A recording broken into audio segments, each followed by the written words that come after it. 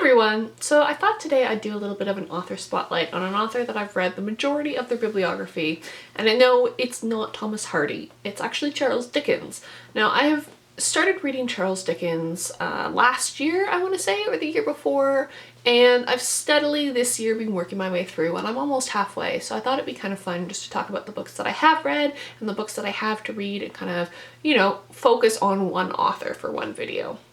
So Charles Dickens is a Victorian novelist, and his dates are 1812 to 1870, so he wrote quite a few works. There's about 14 in the Penguin English Library editions, of which I am missing 2, which breaks my heart. I'm missing Nicholas Nickleby and Our Mutual Friend because those are actually out of print. So they're selling for about $1,000 on Amazon Marketplace and on 8books. So it doesn't look like I'm going to be getting them anytime soon, but you know, I have 12 of them and the other 2 I can get in other editions, and it'll just break my heart a little bit that my collection's not complete, but you know. So the first work that I read by Charles Dickens is Great Expectations, and this one I read quite a while ago, a couple years ago, and it took me a while to pick up another Dickens after this. I did really enjoy this. This, of course, tells the story of Pip and Estelle, and it's, to those of you who don't know what Great Expectations is about, and it's a story of a young man who has kind of a reversal of fortunes and goes from being working class to being kind of more of a gentleman. I feel like everybody should know this story. I mean, I certainly knew it going into it, at least the bare bones of it.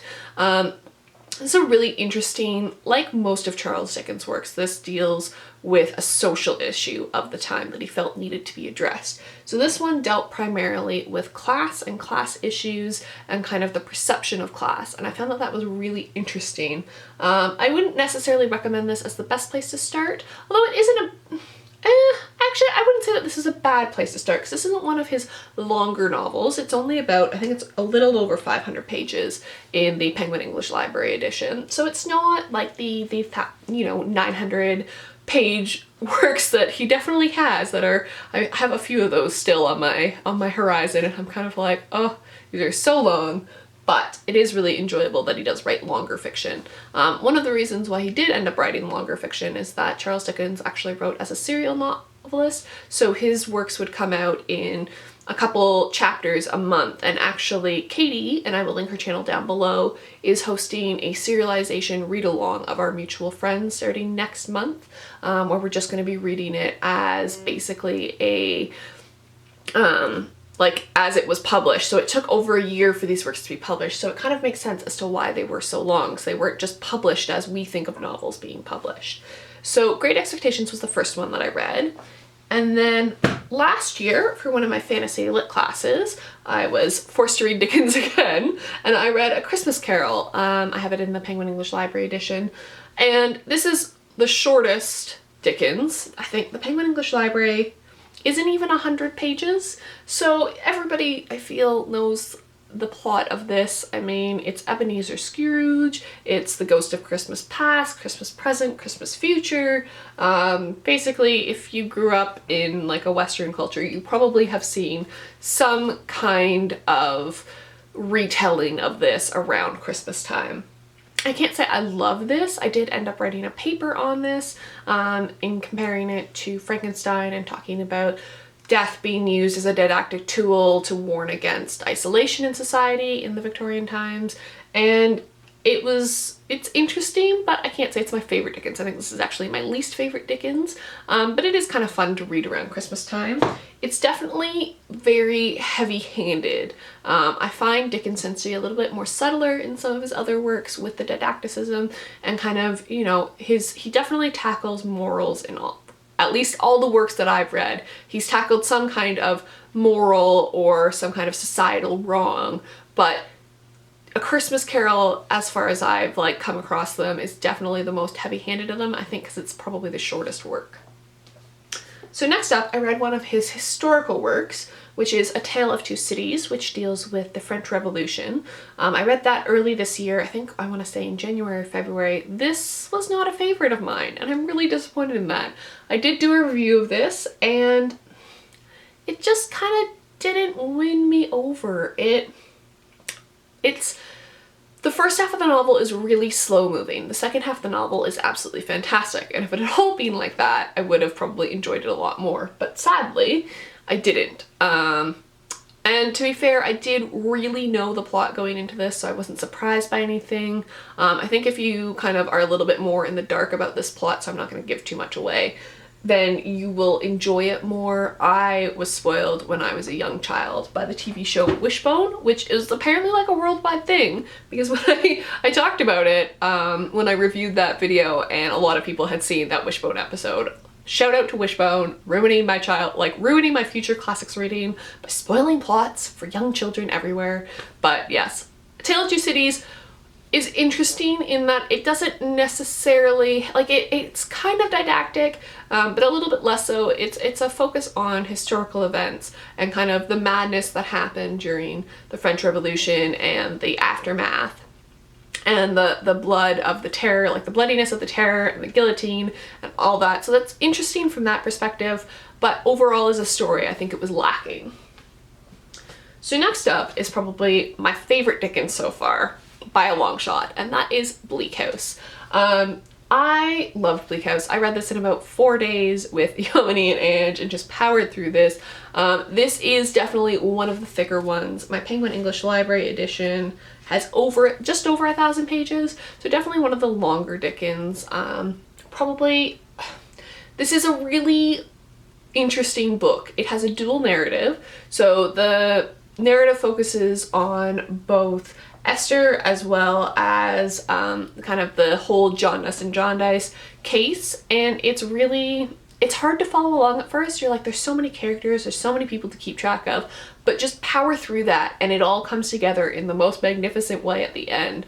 I absolutely love this. This kind of sparked my passion for reading more Dickens. I was kind of, after Tale of Two Cities, I was feeling a little bit, towards Dickens, but this really sparked me.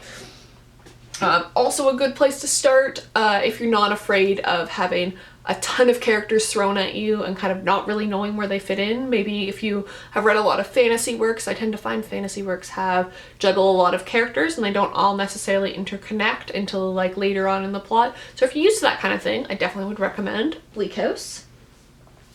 So next up, I read Hard Times by Charles Dickens, and I actually read this in the same month that I read Bleak House. Also, Bleak House deals mostly with like the court system and is a critique of the court system, whereas Hard Times is a critique of the education system and the focus on facts as opposed to, and like straight facts, as opposed to a more well-rounded education.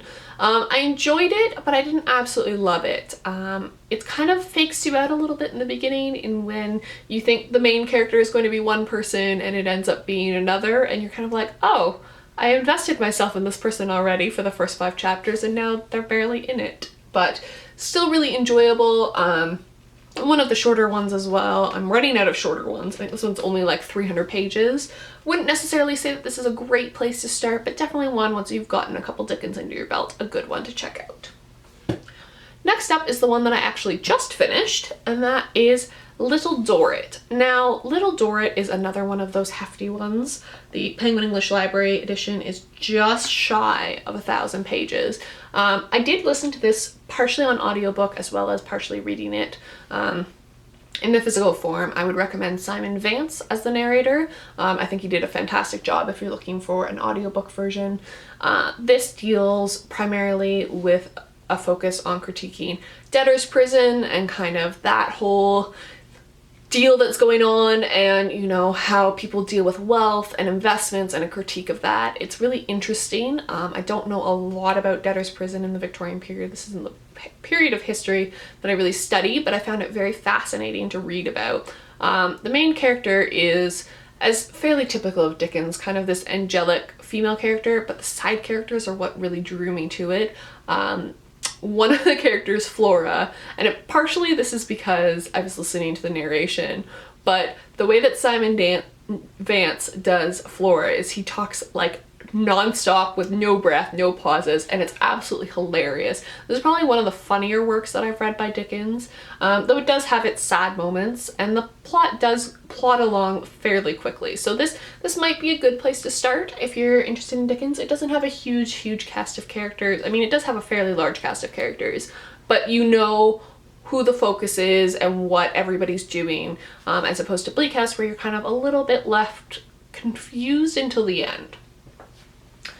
So next up is one that I am currently reading, and I actually just started this, and I'm mostly listening to this on audiobook because I have the audiobook version narrated by Richard Armitage, which just came out, and you guys know, after North and South, I absolutely love Richard Armitage.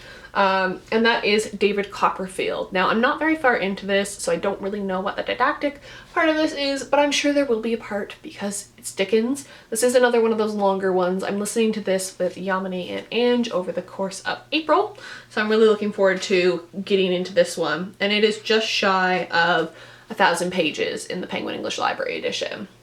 Some of these Penguin English Library editions are unfortunately not still available, so I will link everything down below, and maybe you can find them on AbeBooks if you're looking for them. As always, I link everything down below. So I don't have too much to say about David Copperfield, so I'm still getting into it. So now we're getting into the works that I haven't read yet. I'm going to go through these a little bit quicker than the ones that I have read.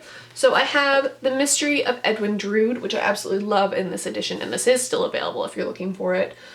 This is apparently his last unfinished novel, and it's an atmospheric thriller. It's set in a murky world of opium dens, dark fantasy, and sexual obsession. So this sounds really interesting. I might actually pick this up in October when I kind of do my spooky reads, so we will see.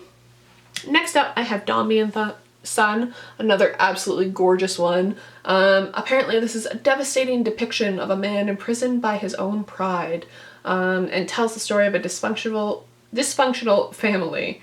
So this is another one of those really, really heavy ones. This one is over 1,000 pages. I'm not sure when I will get to this one, but I have heard really good things. Some of my friends have recently read this and really, really enjoyed it, so I kind of want to get to this sooner rather than later. Oh, these are so heavy. I'm like basically down to all the really heavy ones. So next up I have Martin Chuzzlewit, which is, I actually really like this cover. I haven't really looked that much at it. Kind of just went on a binge and bought all the Dickens. This is apparently a scathingly funny, sinister novel of greed and redemption. Follows the changing fortunes of young Martin Chuzzlewit. Sounds interesting, kind of a little bit like Great Expectations, so I'll probably get to this at some point. Next up is Barnaby Rudge, which I know is out of stock. I actually tracked this down and spent a little bit of money on this as opposed to the usual price, but I really, really wanted it because I love the cover with all the ravens, or crows, I'm not sure which is which. But basically it's Dickens' first historical novel filled with violence, looting, and the terrible deaths of the anti-Catholic Gordon riots that swept London in 1780. So another historical novel. I'm not sure if I will jump on this given my experience with A Tale of Two Cities. If anybody's read this and it's better than A Tale of Two Cities, let me know.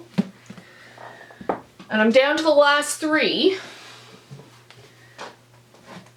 So I have The Old Curiosity Shop, which I really want to read. I do know that this Penguin English Library edition is out of print. I will also link down below the vintage editions, which are really nice. I know Yamini has those editions, and those are also really, really nice. Apparently this is dark and dreamlike. The Old Curiosity Shop is filled with unforgettable, grotesque characters. I'm not gonna read this all off because it's all basically just one paragraph, but apparently it's dark and twisty, so that seems right up my alley. I'm really curious to read this one. I love this cover. It's got playing cards all over it. Next up is one that I kind of know the plot of, and that is Oliver Twist. My elementary school did do a production of Oliver Twist growing up, but apparently it is dark, mysteriously, and mordantly funny. Oliver Twist features some of the most memorable drawn villains in all of fiction. This is probably one that I will get to sooner rather than later. It's only 500 pages, so it's one of those ones that I've wanted to get to for quite some time. And yeah, it's one of the shorter ones, so I'll probably knock this off in the next couple months. And then the last one I have is the Pickwick Papers. Pickwick Papers. Apparently it is a 24-year-old Dickens' joyful, rumbustious debut made him an overnight sensation. So this is the first novel that Dickens published, so I'm really curious as to what this is about. It's apparently the collected anecdotes from the fictional Pickwick Club, whose members include the poet Snodgrass and the romantic Tupman, Winkle the sportsman, and the relentlessly cheerful Pickwick, along with his immensely popular Cockney sidekick Sam Weller. That really doesn't give me much about the plot, but I'm looking forward to reading this as Dickens' first novel. And as mentioned before, I do not own Nicholas Nickleby or Our Mutual Friend. I will be reading Our Mutual Friend as part of the serialization read-along, which is I will link down below, and Nicholas Nickleby I'm sure I will get to at some point. So that's my so far my journey with Dickens. Let me know if you guys like these kinds of videos, and I will continue making more of them, and I will see you guys later on in the week with another video. Bye!